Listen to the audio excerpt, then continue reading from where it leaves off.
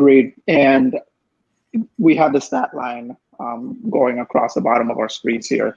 28 of 32 against an SEC defense. That tells you the whole story right there. Yeah. I mean, I heard all week from Auburn fans how this SEC defense was going to be nothing like Penn State has ever seen. So, I mean, if he did 20 out of 32 against them, can you only imagine what he's going to do against these mediocre, just Big Ten defenses who just know nothing about football, unlike the SEC. But no, then again, there's a red team out west, state over to the west, that probably does not want any of Sean Clifford right about now. No, I mean, in all honesty, I know Tim and I kind of touched on Ohio State last week too, and it's as a Penn State show, it's impossible to not touch on Ohio State, I feel, because ultimately your goal is to be the Buckeyes. Your goal is to beat the Buckeyes, get to Indianapolis, get to the college football playoff.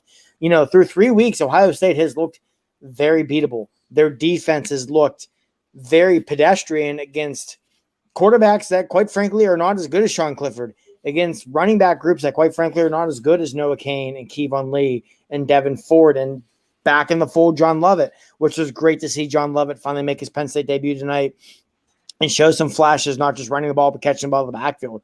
Not to get too far off course, but as a Penn State fan, this is probably, I know me personally, this is the most confident, and again, it's only 3 weeks, but this is the most confident I have felt about Penn State's ability to beat Ohio State since 2017.